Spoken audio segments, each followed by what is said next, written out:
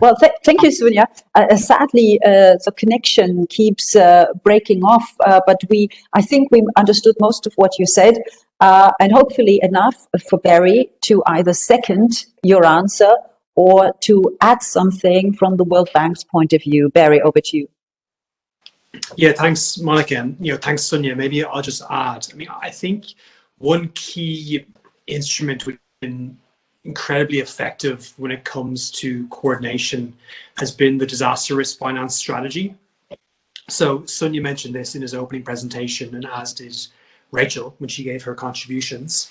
And the disaster risk finance strategy, it was adopted by National Treasury, the Ministry of Finance in Kenya. It was the first ever in the Africa region. So again, another first for the government of Kenya. It was a real milestone on risk financing.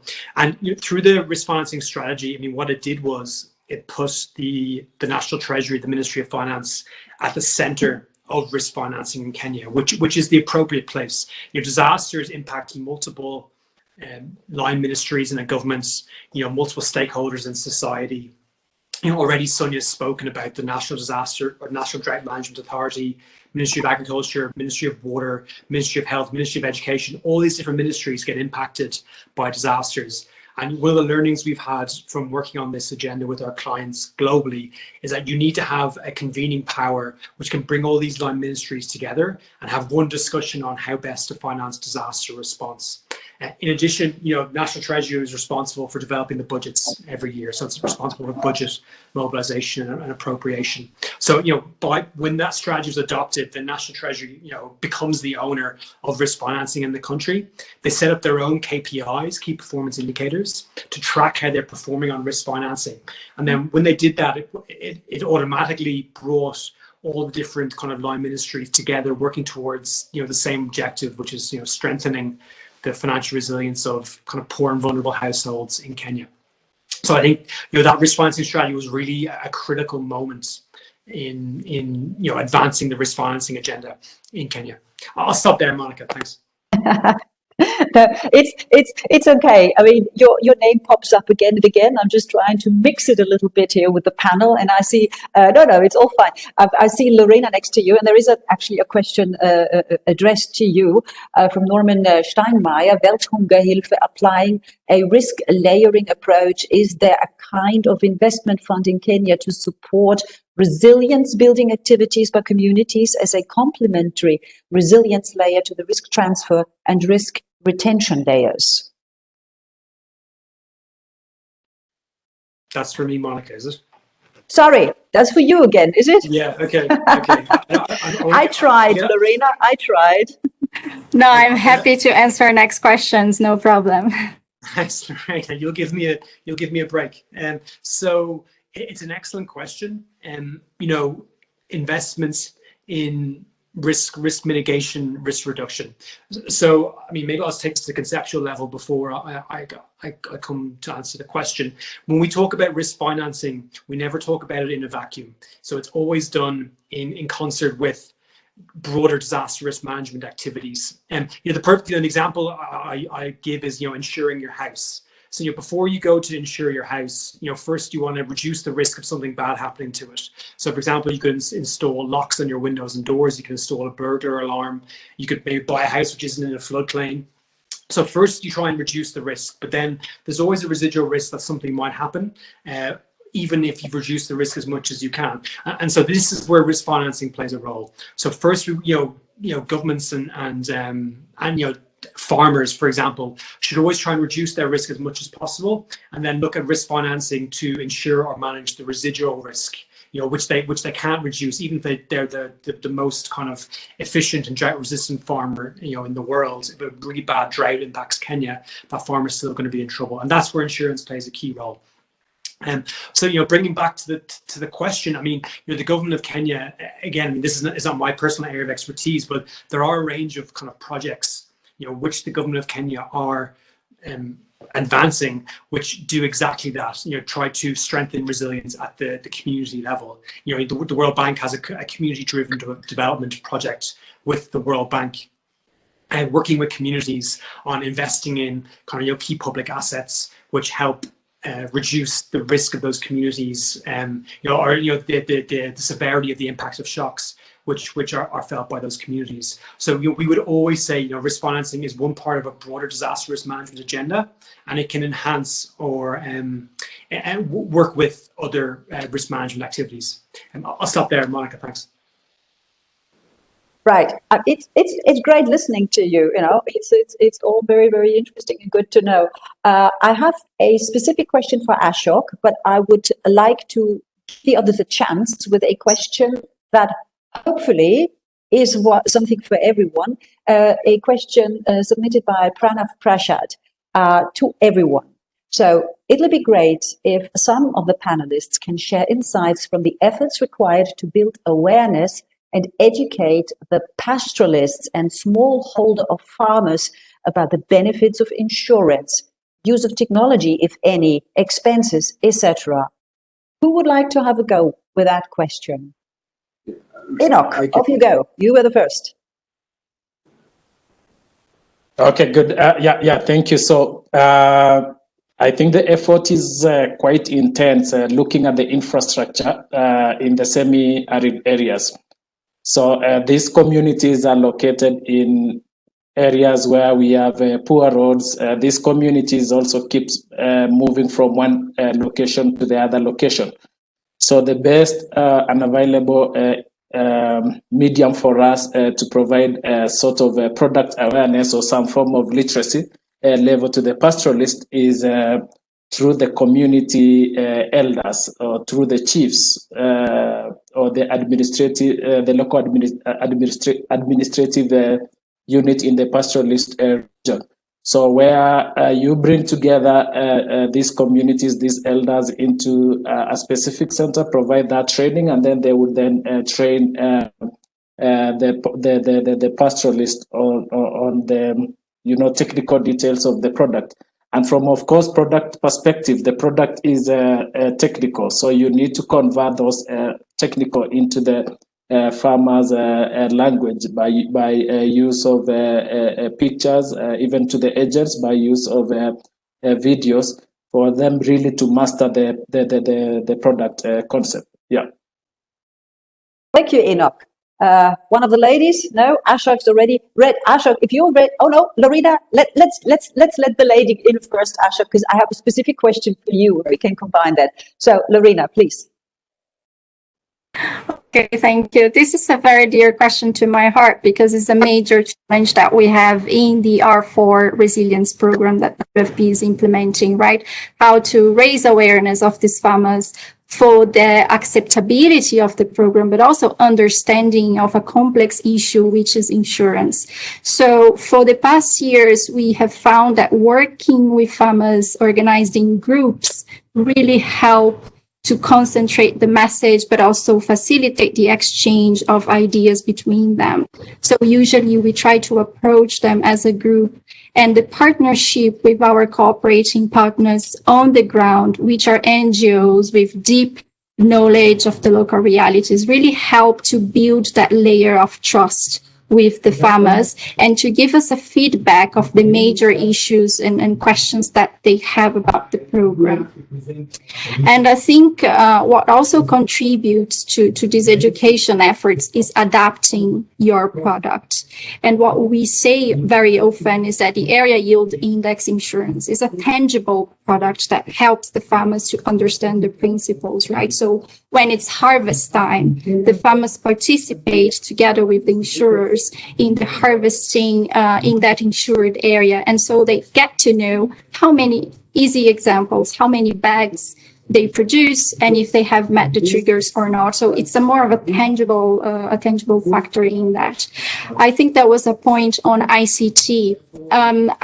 For these particular farmers that we work with, really living in remote areas and with high illiteracy levels, using information technology can be a challenge, right? We've been talking about smartphones and tablets for e-extension.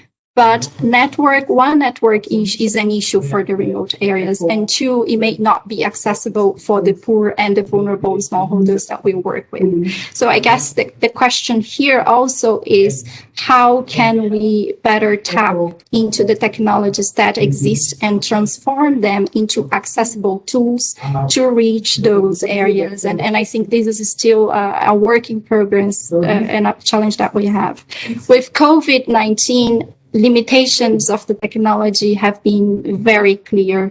So usually we rely a lot on the face-to-face meetings and talkings with these farmers is what they are used to in their community groups. With COVID-19, we couldn't do that anymore. So how do you use SMS and robocalls to really foster that discussion? Is very difficult. So one of the solutions that we used at the very beginning of this new season was to promote a radio talk show. So the families, they tune in every evening, and they had that 1 hour all ask questions and understand better the conditionalities to participate. So that was a good experience. But I guess overall, what we learned is that we have to invest a lot of resources in this education also to mitigate misunderstandings along the program implementation. But a brilliant idea in making it so accessible that way as well, so engaging, so fantastic. This is wasn't you, Lorena? So one of the participants here has his microphone unmuted because we can hear background conversation going on. So everyone who is in this session now, please check that your microphone is muted unless I ask you to speak. Thank you. And with that, I would like to ask Ashok to speak, and I give him the additional question that is directed at him. So given, and that's obviously referring to the presentation you gave us earlier, given such high loss ratios of the crop and livestock programs, how are they being sustained? That is the question for you. All right. Yes, I think, and the person also said, do we consider that as a CSR? No. One of the reasons why perhaps we are in this business of insuring farmers and pastoralists is that actually we did start, our CSR is providing waters to the people in the needy areas, and we build sanddams, and the sanddams provide water to them throughout the year.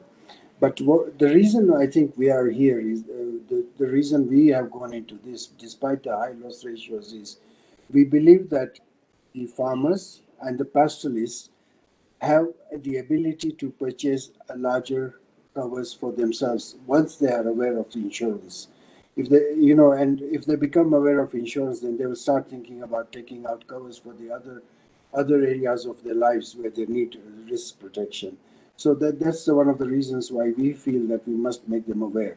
But what is happening is that I think Enoch said it, Lorena also mentioned it, how we go to the farmers. What it is that I think we have to get, insurance is not a tangible product. So the farmer is afraid to give money to somebody for a piece of paper, or even a piece of paper they don't get, because we don't give them any certificates. We only tell them that they are covered for a certain amount, and we record the numbers of cattle or the area that we are insuring for them, and we keep it in our records.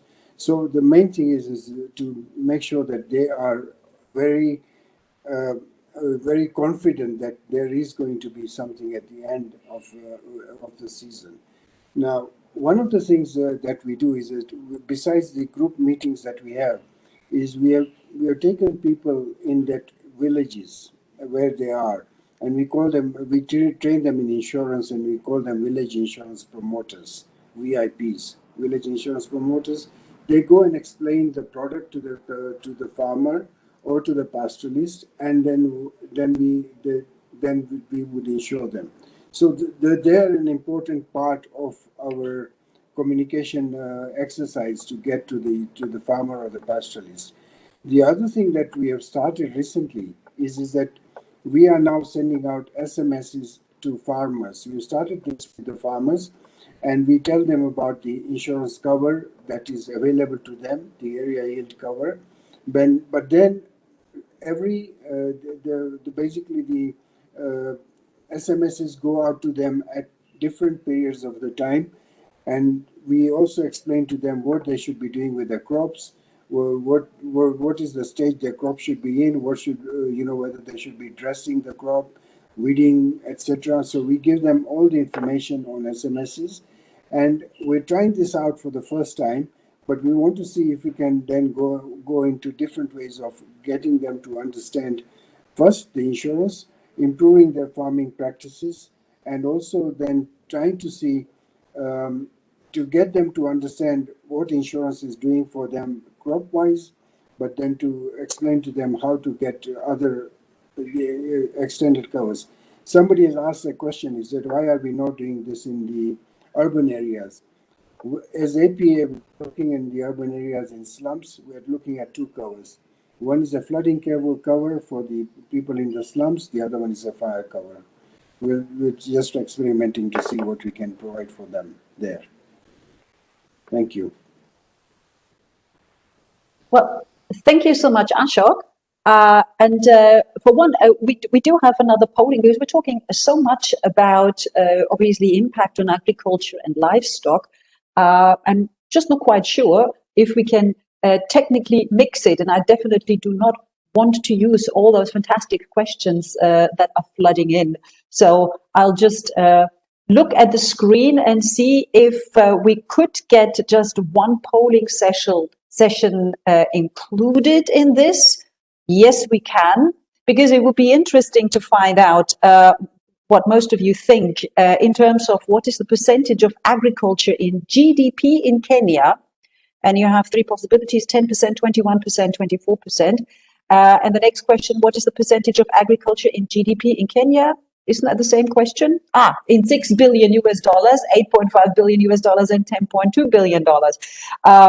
So I think the question was supposed to be the second one. What was the amount of loss in livestock and crops due to the recurrent drought in Kenya? So let's just forget about the second one. That is very confusing. Just the first one. What is the percentage of agriculture in GDP?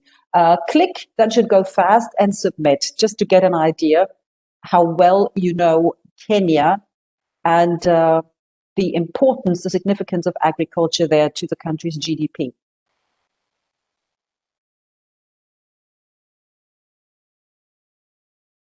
Okay, and it's done. We should see the results very quickly. I can tell you that the right answer would have been 24%, so it's a substantial amount in terms of contribution to the country's GDP. And I assume everybody got it.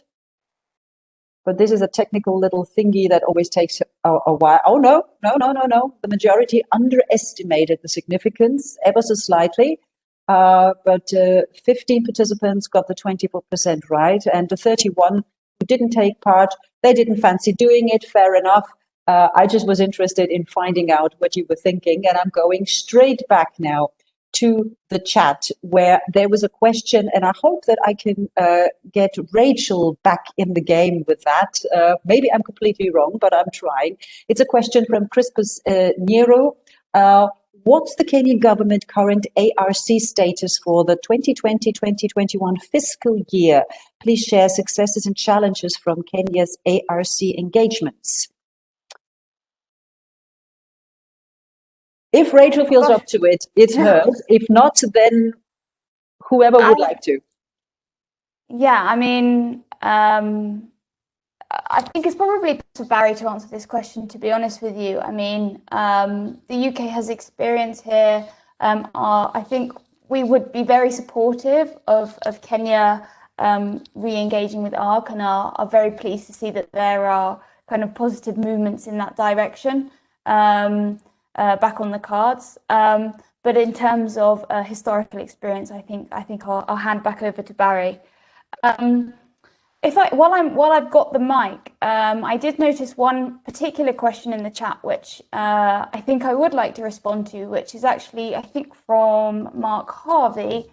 I mean, as you've kind of touched upon already, the conversation so far has been very much to focus on building resilience in Kenya's agriculture sector, and as the poll, I mean, just demonstrated, it is a really important contributor to Kenya's GDP, but more importantly to livelihoods and employment here in the country.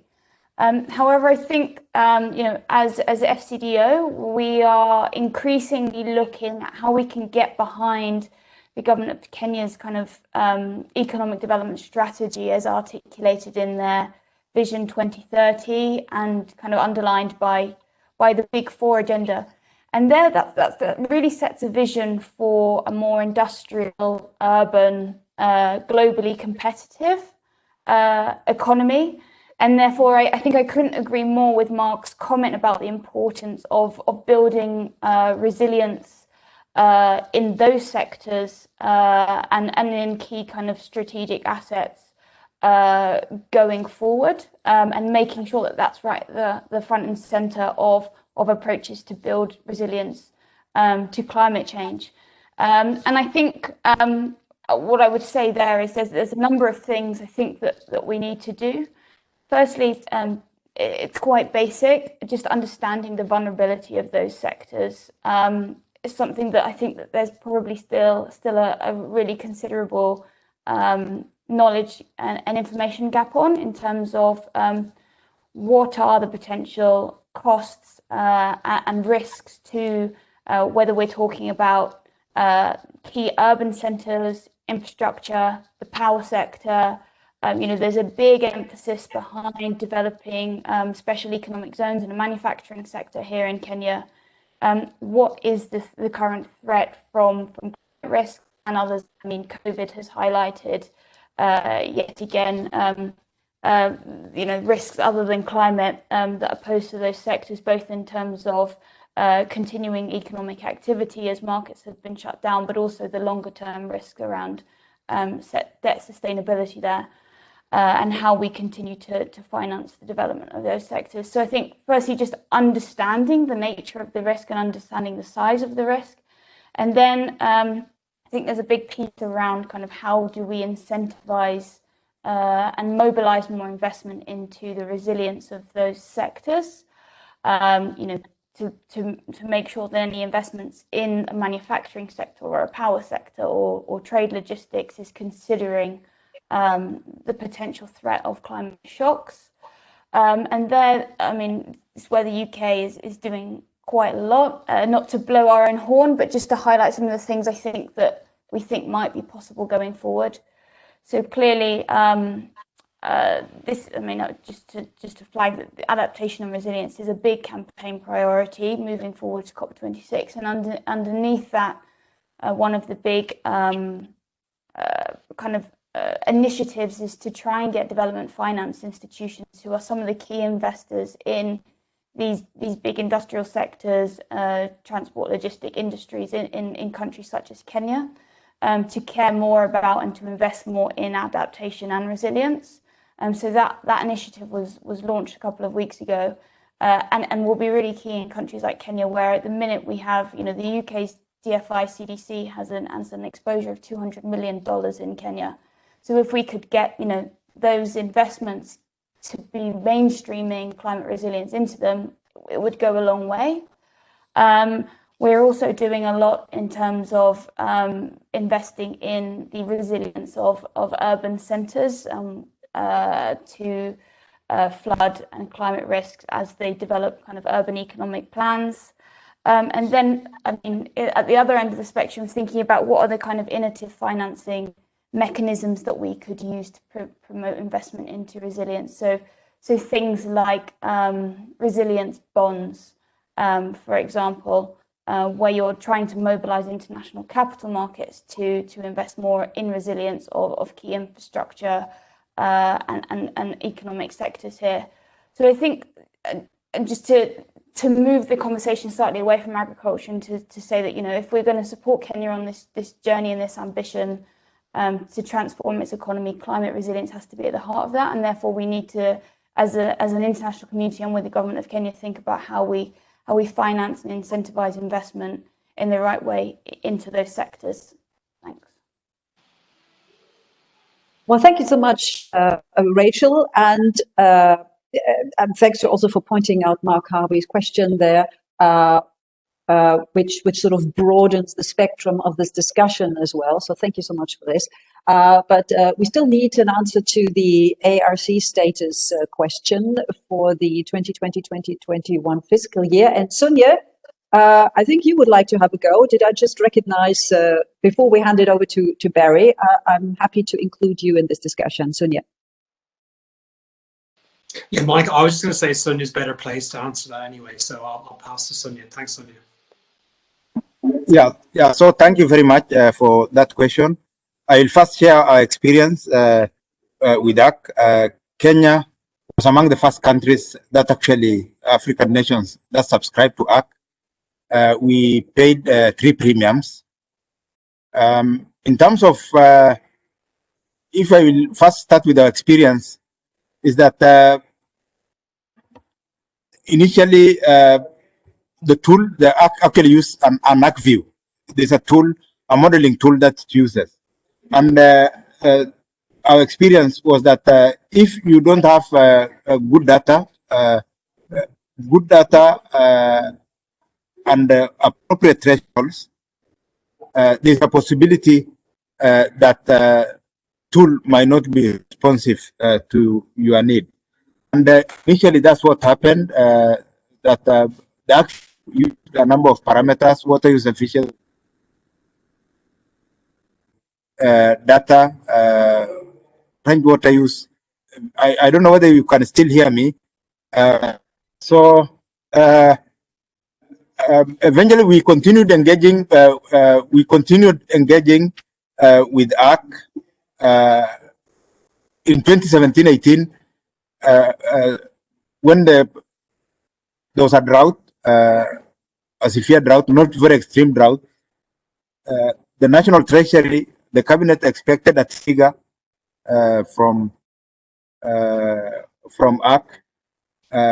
Unfortunately, our thresholds were not met, and that really disappointed the National Treasury. And they decided that we don't go that direction that time. But since then, we have engaged with ACK and we have modified the tools. We have reduced those parameters. Now we can actually just use the vegetation condition index, which is being used for the hunger safety net program triggers. So we are engaging, and we hope to go back to ACK. There's another question which also relates to the same.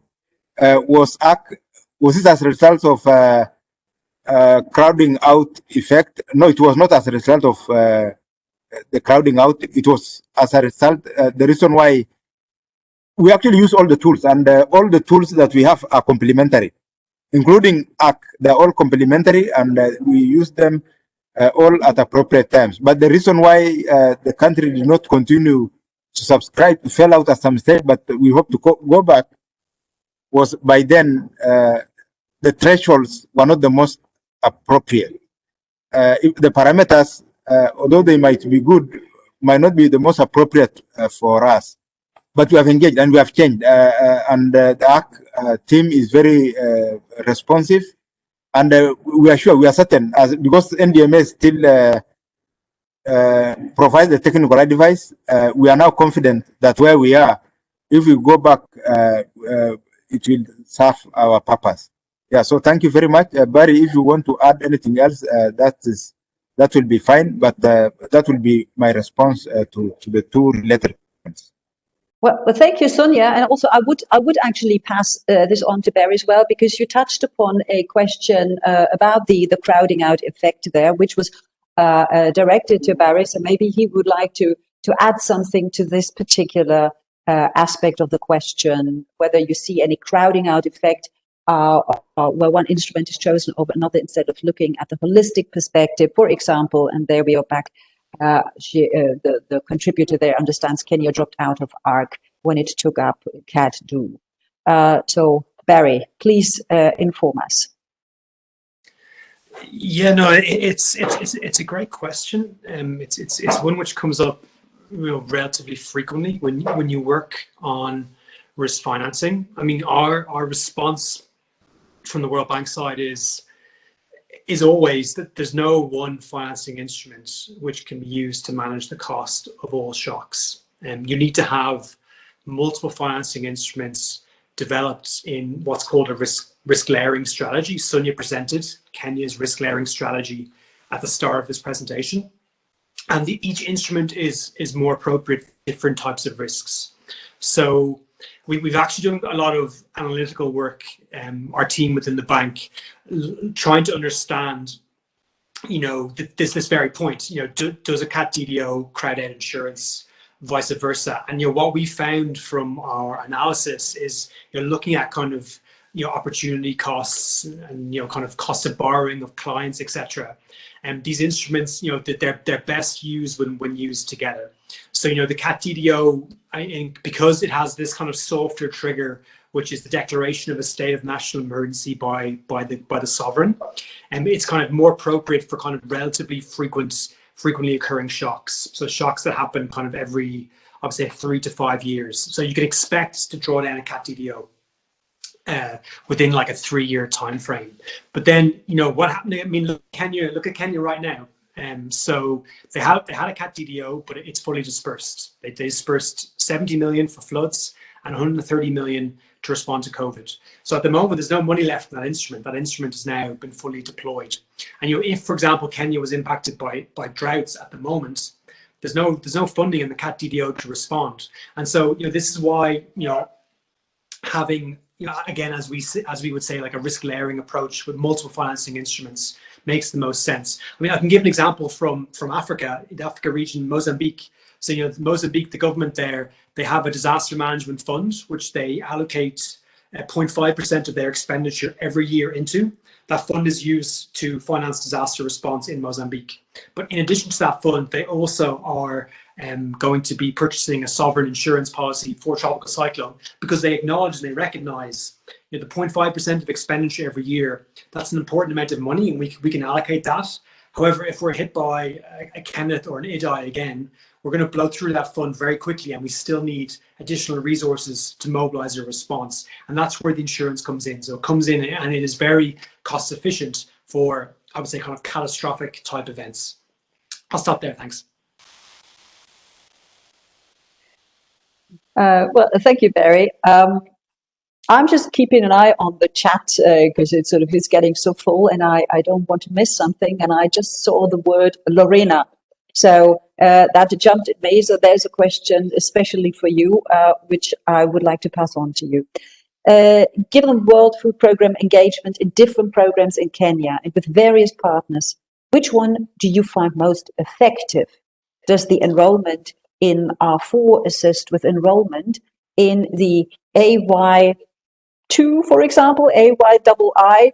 Those abbreviations kill me, but I'm sure you know what's meant. So, Lorena, that's a question for you. Thank you. Actually, the Area Yield Index Insurance, which is the acronym, it's the product that we use in the R4 program exactly to contribute to the government's efforts towards disseminating that product. To that question, I don't think here the question is which program is the most effective, right? There are so many with different target groups and different objectives, but the effectiveness of the crop insurance, I think it's related to how connected it is to the livelihood diversification strategies that you have in there, especially if you target groups in the areas that are food insecure and there is high vulnerability to shocks. So what R4 tries to do is really to give the final push to these vulnerable groups to be able to transition to more commercial models. And to do that, you need to subsidize the cost of premiums in the beginning and gradually increase the capacity of the farmers to co-pay those premiums. And that's where the resilience program comes into play, because it's about providing financial inclusion. And we are happy because next year we are going to introduce the savings groups in the areas where they can save, and maybe in 1-2 years start contributing to that premium. But the savings also allow those groups to increase their capacities to invest in value chains. So we know that some of the small livestock, some other crop, beekeeping value chains are important, and they are an income source for those farmers as well. So it is a challenge, but it's a big opportunity for us is to elevate those farmers to a point where they can then go to other partners programs and that can use different insurance products, but there is an increasing interest to keep working with the area yield index insurance. On the other hand, besides the economic empowerment of these groups, it's the space that we have to introduce the concept of insurance to the smallholders and the key principles of it. So when new partners come into that area, it's not a new subject, it's not a new issue to them. I hope I managed to give some ideas of that question. You certainly gave some ideas, and if there is room for more explanation, I'm sure he or she who submitted the question will let us know. I would like to, I just keep an eye on Enoch, who's been very quiet, but I didn't have a question directed at you, but whenever you want to join the discussion, then just show me a show of hands and I can include you. I do have, there we are. Enoch, off you go. Please activate your mic. Yeah, good. So I think there is a question from Richard Leftley in terms of what farmers really want in terms of the product. And yes, I come from farming community, and always my people, in my community, they don't really ask about crop insurance or livestock insurance. Basically because they have other traditional ways of managing the risk. For example, in some communities, if a farmer uses a cow or a camel, then other farmers, a group of maybe 5 to 10 farmers, would come together to contribute to help to contribute a compensation to help that farmer purchase another cow. So probably the issue here is more of knowledge about the product versus their traditional approaches that they are using to solve their day-to-day challenges when it comes to the climate shock. But I think yes, it's still important component to introduce and to educate the communities around climate insurance, basically because agriculture or pastoralism, for example, is the main economic activity for these communities, and that explains the importance of these tools. There are other specific risks that you've mentioned about malaria, which is weather related, and actually there are few cases that we've seen that people or experts or organizations, they've developed products around malaria linked to, or an index linked to malaria. And I think the opportunity there is for us to be more customer centric in our solutions and focus even on providing index insurance and a top cover for malaria as an added benefit. I see there, Richard, as an opportunity for us to innovate in terms of really understanding from the customer centricity point of view, understanding the needs for these communities. Enoch, thank you very much for spotting that question. And perhaps one of the other panelists would like to also explore the final question there. I mean, when you ask those farmers and the worries that they have, they never ask for index insurance. Are we really sure we are selling farmers what they want or what donors want to fund? That's an intriguing question. Ashok, you're smiling. Would you like to have a go? Well, I'm an insurer, so providing insurance to the people is very important, and the right kind of insurance. No, what we have done is that the farmers really need the index-based insurance, and the index-based insurance has brought risk mitigation to the farmer much closer to the farmer than they would ever have had. But what has happened is that we recognize, in Kenya we don't insure malaria. but we insure sicknesses. And so if somebody's got malaria, it will be, if they've got the cover, they will get it. But what we have done is that we have brought in something called hospital cash. And this is being widely marketed now in Kenya, in many forums. You know, even an organization which is providing solar lighting to the people in the rural area is in fact adding on hospital cash. Now the way the hospital cash works is that if a farmer, if an insured falls sick and then is hospitalized, normally what happens is the farmer is the breadwinner. And if they are hospitalized, they don't want to stay in the hospital for too long because they're worried about what is happening at home, what's happening on the farm. There's nobody to give them money. There's no money for the family to get food. So the farmer wants to get back to the family and provide for them. So with hospital cash, what we do is it's an income supplement plan. So after 3 nights in a hospital, we would pay for the next 7 nights a daily income of say 1,000 shillings. So they would get about 7,000 shillings if they were there for the full 10 days. And that will take care of something like malaria or any other illness that they have. So we're not really covering malaria, but what we are doing is that we are providing another avenue for the farmer to benefit from insurance. And we're looking at other areas where we can bring in some other covers, which the farmer will, farmer or pastoralist will benefit. Thank you very much, Ashok, for this. And with the last 10 minutes approaching, I'm just trying to find out if I spot another question that is directed at one of you. But having covered quite a lot of ground, I'm wondering if we should basically start with the takeaways, because I'm sure there are a lot, and I would like to give all of you the space to summarize again, the key learnings from this debate, and also the presentation that we had obviously before from Sunya, especially bearing in mind that we have lots of participants from the African continent, from neighboring countries, other countries in Africa, but also surrounding regions. What key learnings could be relevant for them and their countries in a similar scenario? So have a short think about what you want to say.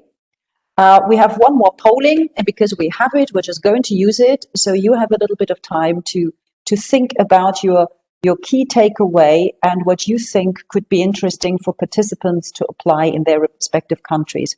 And if we could, in the back office, open up our final polling round, also just to make sure that all the participants who are sitting here now for almost 2 hours looking at the screen can use their hands again and be active again. Is there a chance to activate the polling? There we are. So a little bit of guesswork there, unless you know it already. What is the size of Kenya in square kilometers? Approximately 200,000 square kilometers, 500,000 or 700,000.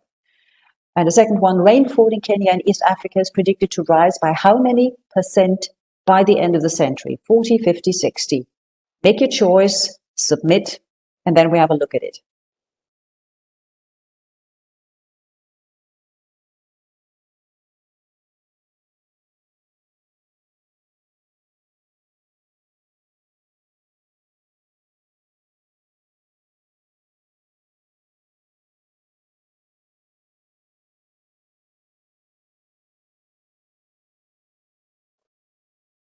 So the last 10 seconds, for those who haven't ever participated in a polling, you could still do it. You just have to click onto the answer you think is correct and submit. And that's that. The polling has finished, and in a couple of seconds, we know it by now, we should have the result. I mean, I have the results already. I happen to know, and maybe you know it already anyway, that the right answer for question 1 about the size of Kenya in square kilometers approximately is B, 500,000. And most of you knew that as well. And when it comes to rainfall predicted, then it is also correct that it's predicted to rise by 40%. So all the experts are still here in the group, so that's nice to know. And all those who didn't participate, they are probably eager now to hear the key takeaways from our panelists. And so I don't want to keep them waiting any longer. Let me see who should start. Oh, do you want to choose? Do you want to hold your hand, show me a hand and say, I would like to start with the key takeaway? Barry, off you go. Yeah, thanks, Michael. I'll get mine out of the way, give more time for the other panelists. I mean, I've got three key takeaways. So my first one is that this takes time. So, Kenya have been working, I would say, ardently and diligently on strengthening their risk financing over a 10-year time period. When you present it and you see it now, it looks very impressive. I think other countries can get a bit overwhelmed by the number of different instruments and this complex risk layering approach. It didn't start like that. It started when they launched the livestock and crop insurance programs. So developing risk financing, developing awareness and capacity in governments takes time. That's my first point. My second point is that having friends helps. So particularly in Kenya, very fortunate to have really good relations with a number of kind of key donors in the development space. And I think you can't underestimate the important role that the additional kind of grant funding which can be credited in from these donors plays. Governments face really difficult decisions in allocating their budgets every year. There's never enough money left over to do risk management or risk financing. It's a very hard sell. And I think the grant resources, which are now kind of being really scaled up through kind of a number of trust funds, one within the World Bank is called the Global Risk Insurance Facility or Global Risk Financing Facility. They do make a big difference, and they really help, experts like me when I have discussions with ministries of finance, that there are these resources available which can help, I suppose, kind of, sweeten the deal when it comes to strengthening financial resilience. So that's my second point, friends help. My third point is kind of the least tangible one. I think it's to do with, the development of kind of a mindset of proactive risk management, which I think now has absolutely been established in kind of multiple ministries and agencies in the government of Kenya, that they're proactive risk managers. And I think this has really showed, a lot of the risk management expertise that we've been working with them and we've been learning from each other, it's been really focused around droughts and floods. But then when COVID-19 pandemic struck, I mean, what we saw through the government of Kenya's response was a very decisive and rapid response. I think that's really due to the fact that they've built this capacity to be proactive risk managers, and then that has knock-on beneficial effects in other areas, other sectors. Anyway, I'll stop there. Thanks so much, and thanks for the great questions. That they've been it's been really fun. Thank you. Thank you very much, Barry. There. Thank you for your contribution, and I'll just take it in the line that I have here on my screen, which means the next takeaway and certainly learnings that our participants should bear in mind. I would like to hear from Ashok now. Ashok, over to you. Thank you, Monica. Lots of learnings, but the key ones is partnerships are very important, and what's happening is that perhaps as insurers, we've not really talked to Sunya. We should be actually talking to Sunya, because obviously his agency plays a very strong role in what we can do and what we need to do. That's one thing. The other thing is that what's happening is that we've been working with Inox, with Syngenta Foundation, and also with Acre Africa.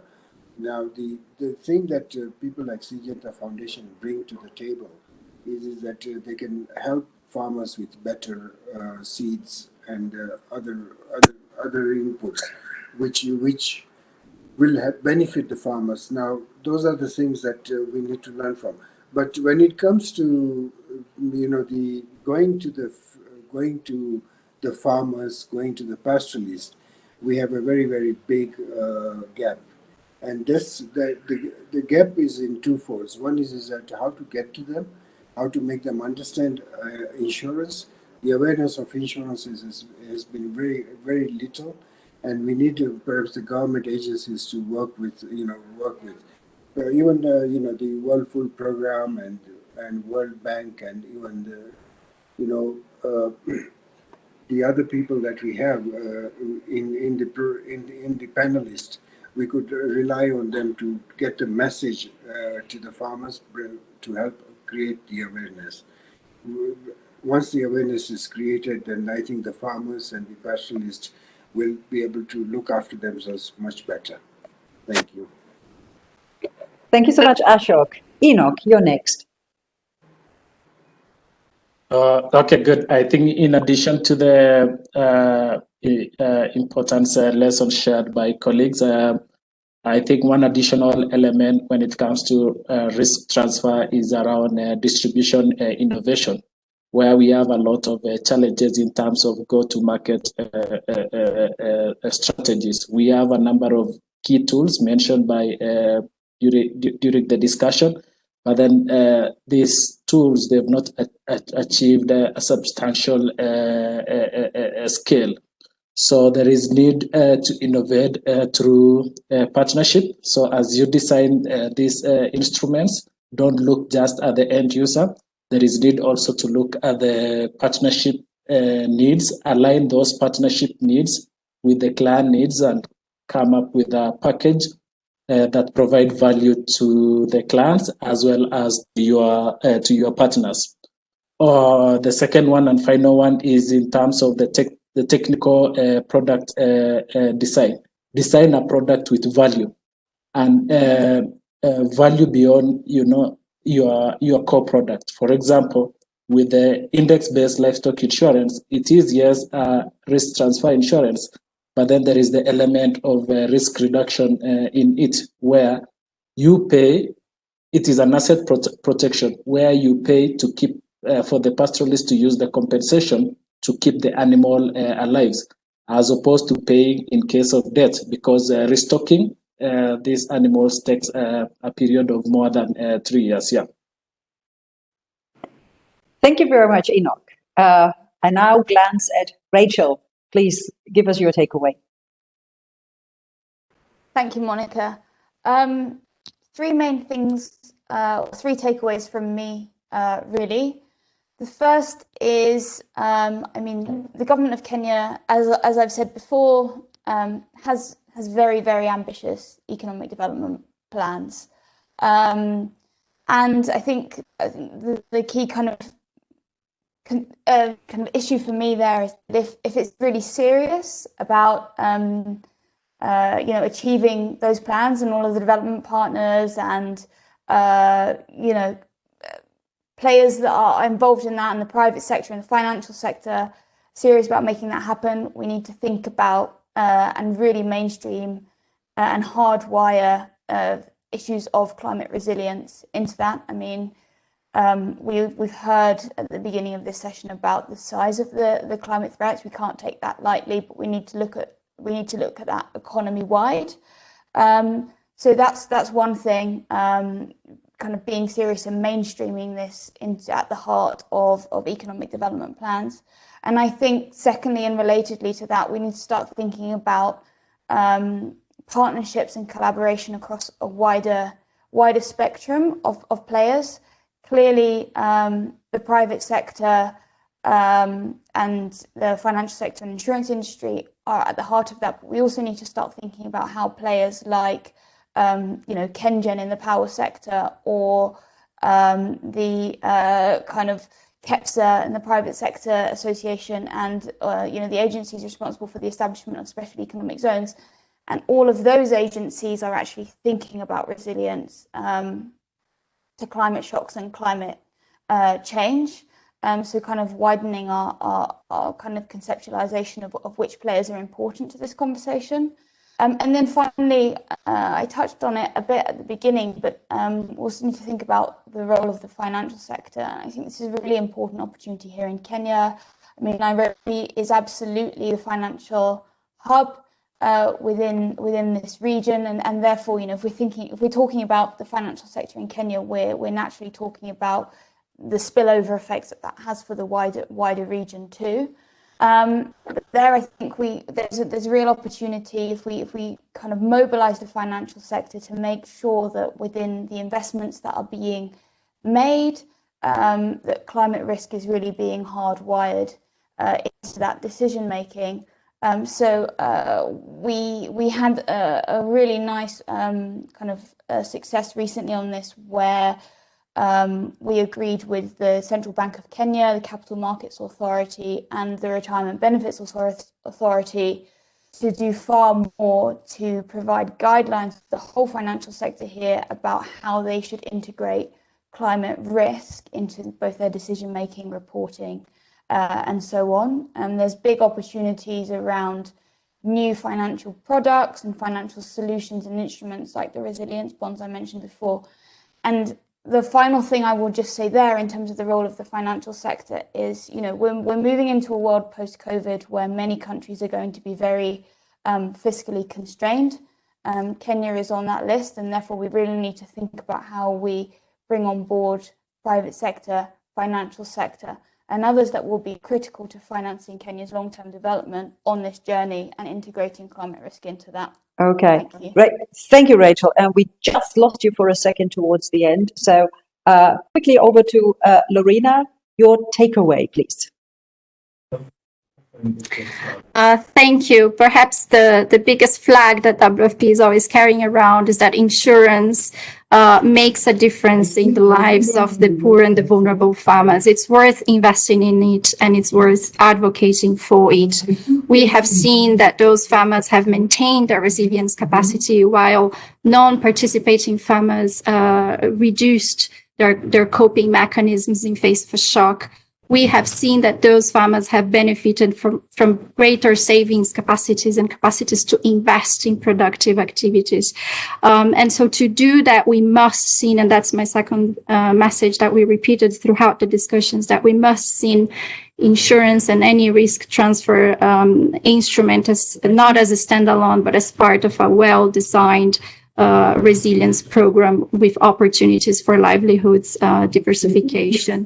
And my third message, we really didn't speak about it much, but I think it's important not to forget the importance of informed decision making and the need for stronger monitoring and evaluation systems, generating good data and using that data to really adapt your programs to the needs of these populations.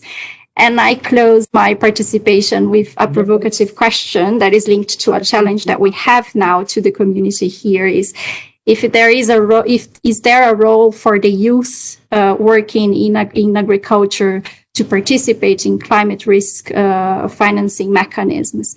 And if it's there, how can the insurance resilience community help us to engage them more in these programs? Thank you. Thank you, Lorena. Great question. Sadly, no time in this session to answer, but certainly something to think about and eventually come up with an answer. Sonia, if you like, you were like the co-host of this session. You also introduced us to Kenya with your presentation. So briefly, your key takeaway, please, for us. Thank you very much, Monica and fellow panelists. Being the last, normally most of the issues will have been covered, but one issue that perhaps I need to emphasize is good data. Good data, good information influences decision making at the high policy level. And the fact that as an institution we were established and we have been providing data in terms of projections of the impacts of disasters on the economy, on the lives, made it easy for government at the highest policy level to own issues that emanate from the ground. The second aspect is the bottom planning processes.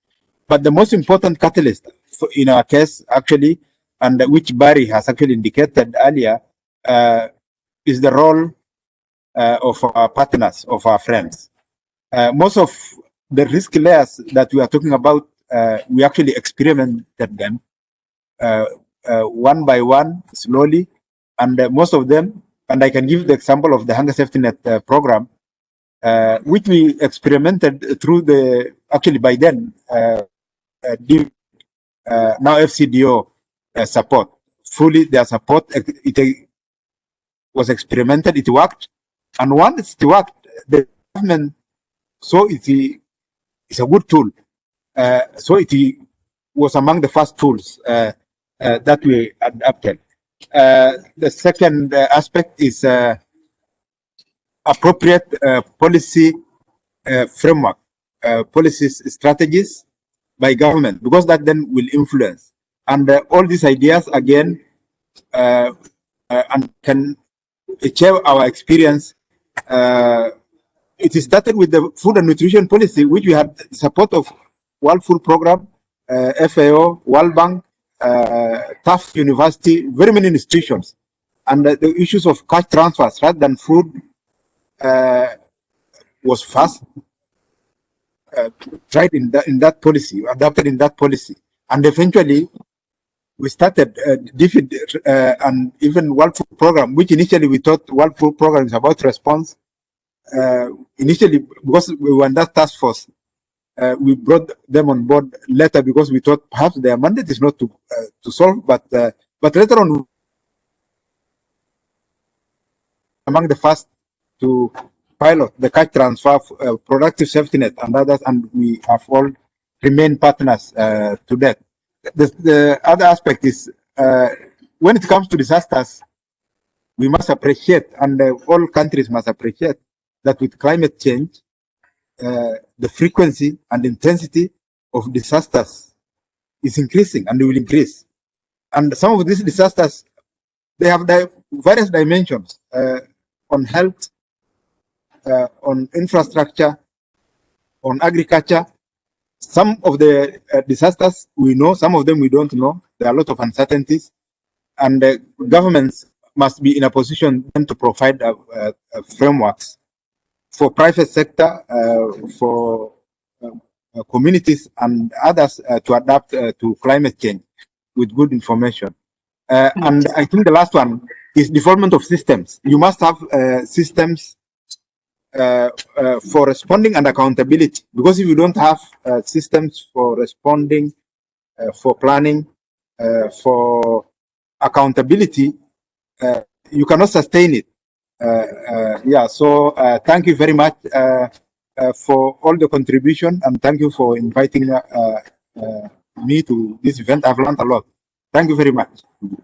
Well, thank you. Thank you, Sonia. And of course, thank you to all the speakers, to all the panelists, and to all the participants who were so active in contributing their questions there. So thank you so much. I think there's many takeaways, and we all need to sort of step back a little bit and let it all sink in and think about it, and then take action again. I can tell you that we will take action again in 2 hours from now with our third regional learning session focusing on Latin America and the Caribbean with a case study on Peru. And then later this evening, there'll be the Pacific session with a case study on Fiji. And of course, there is a big session coming up again tomorrow, Impacting Lives, and the closing session presenting evidence of how CDRFI impacts lives, plus side events tomorrow. If you are still up to discuss things further, perhaps the question that Lorena brought up about the youth, then maybe you want to do that in the Risk Talk, because this is a platform that is open all the time that you can join and exchange your views with the community on climate risk management, and perhaps also on questions like this. So this is what you can do now. And if you're interested, you can join us again in 2 hours for the regional session on Latin America and the Caribbean session. If you don't join us now, then thanks for being here now, and stay safe, stay healthy. Bye-bye.